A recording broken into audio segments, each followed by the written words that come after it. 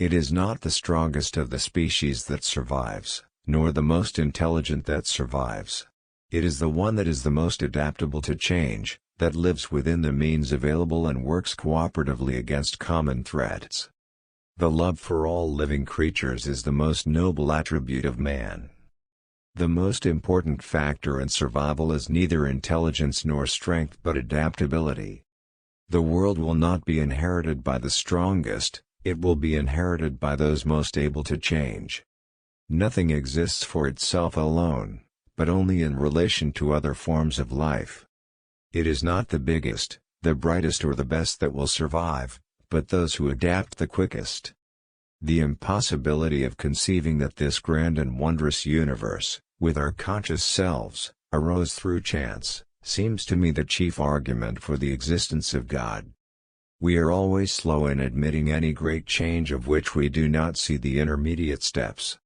A man who dares to waste 1 hour of time has not discovered the value of life.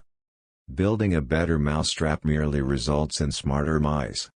The mystery of the beginning of all things is insoluble by us, and I for one must be content to remain an agnostic.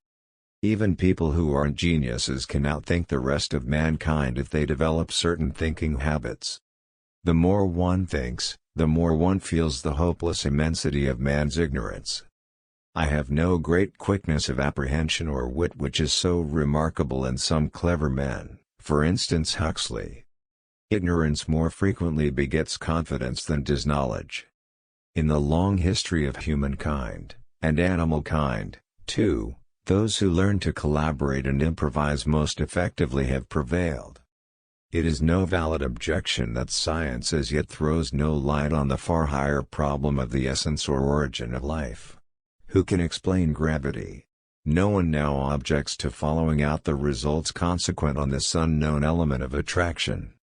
It is impossible to conceive of this immense and wonderful universe as the result of blind chance or necessity.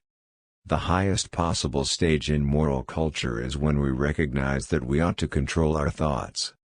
To kill an error is as good a service as, and sometimes even better than, the establishing of a new truth or fact.